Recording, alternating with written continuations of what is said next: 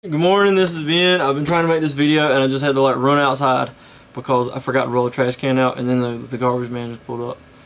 I was like, and he stopped and let me pull my thing up there, and he got the trash. Okay, because I had a lot from last week. Anyway, I haven't made a video in forever. It takes me a while to make these, but maybe I'll get faster. This is a response to a video by the Atheist Experience. The speakers were Jeff D. and Matt Dillahunty. The title was, "Does a Loving God Send People to Hell?" ? 3 basic points. First point, made by Jeff D. because the caller was talking about choosing whether or not you go to heaven or hell. And just for the record, she was being ridiculous. Okay, anyway. It's silly that atheists send themselves to hell because they can choose not to go without accepting that God exists. Okay. In other words, what he's saying is, I choose not to go to hell, so I'm not going to go. And now it's up to the ball's in God's court whether or not he wants to send me there. Okay? Choosing not to go to hell is not the same as deciding to choose not to go to hell when the reality may one day present itself. In other words, when you're faced with a choice, it's A or B. What do you want? Do you want to go to heaven or hell? Not, do I want to maybe not go to hell if there is a hell? Okay? Do you want to go to heaven or hell? That's the kind of choice we're talking about. Alright. Did God create hell? This was Matt's a little Socratic dialogue he was having. Did God create hell? Yes. Did God create the rules that judge people worthy of hell? Yes. Does anything happen that isn't according to God's will? No.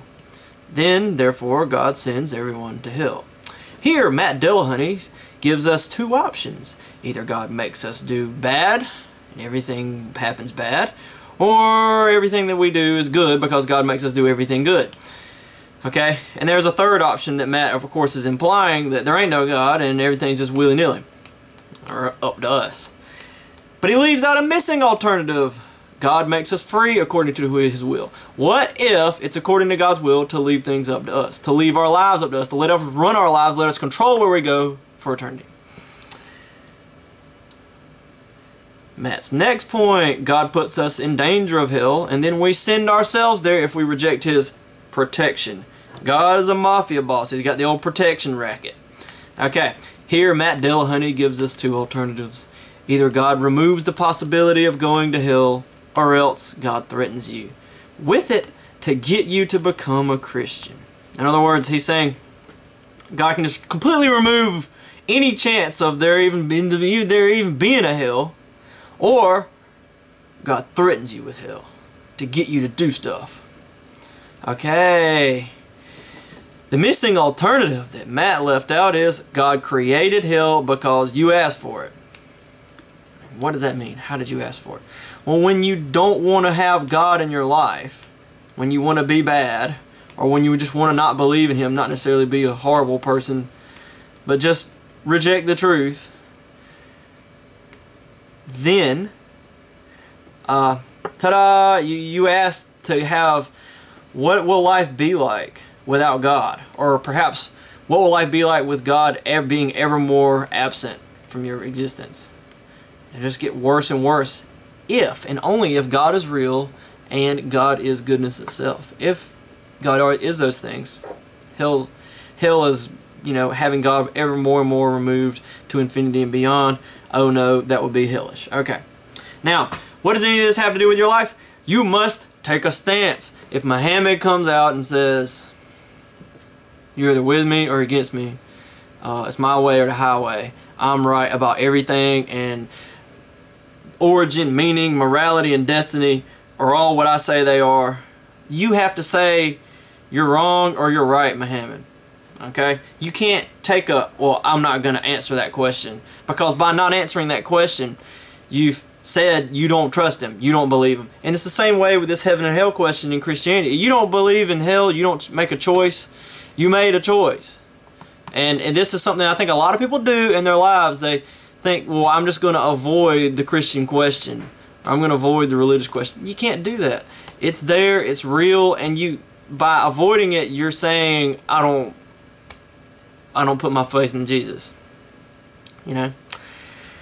Number 2, Christians should be willing to die for the right of others to disagree, or for anyone to disagree. And this is a real simple point. Christians tend to want to say, well, I don't want to be judgmental, or I don't want to push my beliefs on someone else. And it's ridiculous, because as soon as you say that, you're pushing your belief not to push beliefs. And more importantly, there is no irrelevant part of life that your Christianity has nothing to do with. There's no way to avoid, say, well, I'm just going to live my life outside, you know, of Jesus, and that way I don't bring Jesus into that part of my life, or your religion, or that sort of thing. It's your religion deals with every aspect of your life. Jesus gives you rules for everyday living and marriage and sex and just everything. So the important thing to keep in mind is that the reason you let people disagree with you is because that's what Jesus did, not because you're avoiding the subject, but rather because Jesus did that. Because when he died on the cross, he said, I'm willing to die for you guys' right to disagree with me. I'm willing to go through anything to try to change your mind, because I respect your freedom to make up your own mind.